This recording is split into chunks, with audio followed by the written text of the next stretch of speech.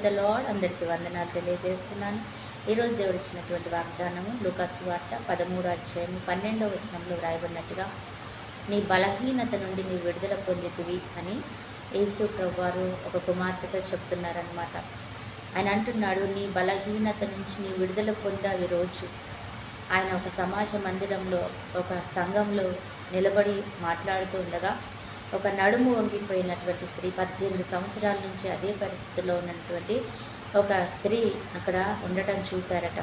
ఆయన ఆమెను పిలిచి వెంటనే ఆమెని గుర్తించి, ఈమె దురాత్మల చేత పీడించబడుతుంది, దెయ్యం పట్టి ఉన్న స్త్రీ, దెయ్యం ఈమెని ఈ రీతిగా చేసింది అని ఆయనకి అనిపించి, ఆయనకు ఎరిగి వెంటనే ఆమెను పిలిచి అంటున్నాడంట, ఈరోజు నీ యొక్క బలహీనత నుంచి నీ విడుదల పొందుతున్నావు అని ఆమె మీద చేతులుంచి ప్రార్థన చేశారట.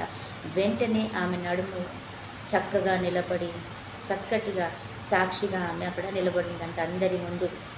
ఈరోజు దేవుడు నీతో నాతో కూడా దేవుడు అదే మాట చెప్తున్నాడు, ఏంటంటే నీ బలహీనతలు, నీ వ్యతిరేకతలు, నీ యొక్క ఉన్నటువంటి అసమాధానాలు, నీ శోధనలు, నీ పాపములు, నీ యొక్క ప్రతి వ్యతిరేకత, దేవునికి ఇష్టం లేని ప్రతి కార్యం, ఈ భూమి మీద నీకు ఇష్టం లేని, నువ్వు చేయొద్దు అనుకుంటున్న ప్రతి కార్యము, ఏ బలహీనత నీలో ఉందో, ఏ అనారోగ్యం ఉందో, ఏ అస్వస్థత ఉందో అది ఈరోజు తొలగిపోయింది అని దేవుడు వాగ్దానం చేస్తున్నాడు అనమాట. కాబట్టి నువ్వు నమ్మి ఆయనని ఏ రీతిగా అయితే ఆ సమాజ మందిరంలో స్త్రీ నమ్మిక ఉంచి ఆయన దగ్గరికి వెళ్ళిందో ఆ రీతిగా ఈరోజు దేవుడు మన దగ్గరికి వచ్చినప్పుడు మనం కూడా ప్రార్థించుకునే వారంగా ఉందామన్నమాట. దేవుడు వాగ్దానం ఇస్తున్నాడు కాబట్టి ఆ వాగ్దానము ద్వారా ఆయన పాదంలో పడి ప్రార్థన చేసినట్లయితే ఈరోజు నువ్వు నేను కూడా విడుదల పొంది ఉన్నాం. ఆమేన్.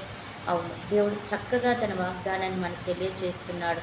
నీ బలహీనత ఈరోజు తొలగిపోయింది, ఈరోజు దాని నుంచి నువ్వు విడుదల పొంది ఉన్నావు, నీవు పరిపూర్ణంగా స్వస్థత, సమాధానం, సంతోషం, విడుదల పొందుకున్నావు అంటున్నాడు. కాబట్టి ఆయనని మనం ఘనపరిచి మహిమపరిచి వేడుకుందాం. ఎంతమంది ఈరోజు ఆ రీతిగా ఆశపడ్డారో వారందరి జీవితాలలో ఒక గొప్ప సాక్ష్యం, ఆ రీతిగా ఒక అద్భుతమైన సాక్ష్యం అక్కడికక్కడే కళ్ళెదురుగా చేసిన ఆ సాక్ష్యాన్ని మనం కూడా జ్ఞాపకం చేసుకొని, ప్రభా ఈరోజు నేను ఒక సాక్షిగా నిలబడాలి, ఒక సాక్ష్యం చెప్పాలి నీ గురించి అని మనం ప్రార్థన చేసుకున్నట్లయితే దేవుడు అటు కృప మనకు కూడా ఇస్తాడు. ఆ కృప మనకు వచ్చునుగాక. ఆమేన్. ప్రార్థన. పరిశుద్ధుడు అయిన దేవా, ప్రేమ కలిగిన తండ్రి, యేసయ్యానికి వందనాలు. ఈరోజు నువ్వు మాట్లాడిన మాటను బట్టి కృతజ్ఞతలు చెల్లిస్తున్నాం. ఎంతమంది అయితే బలహీనతతోని ప్రభా, అసమాధానముతోని తండ్రి అనారోగ్యంతో ఉన్నారో ప్రభా, వారి ఈ రీతిగా ఆలోచిస్తున్నారు ప్రభా.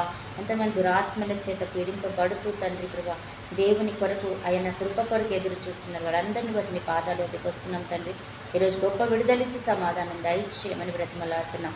అలాగే ఈరోజు పరిశుద్ధాత్మ దేవుడు బర్త్డే, మ్యారేజ్ డే జరుపుకుంటున్నారు, వారిని కూడా జ్ఞాపకం చేసుకుని వాక్యం వింటుండగా అయా తండ్రి ఎంతమంది అయితే అయా తండ్రి అనారోగ్యంతో కానీ, అయా అస్వస్థతలతో కానీ తండ్రి ప్రవేశ సమాధానం లేకుండా తండ్రి, అయా తండ్రి ప్రవేశ ఆర్థిక ఇబ్బందులతో అలజడులతో ఉన్నారు ప్రభా.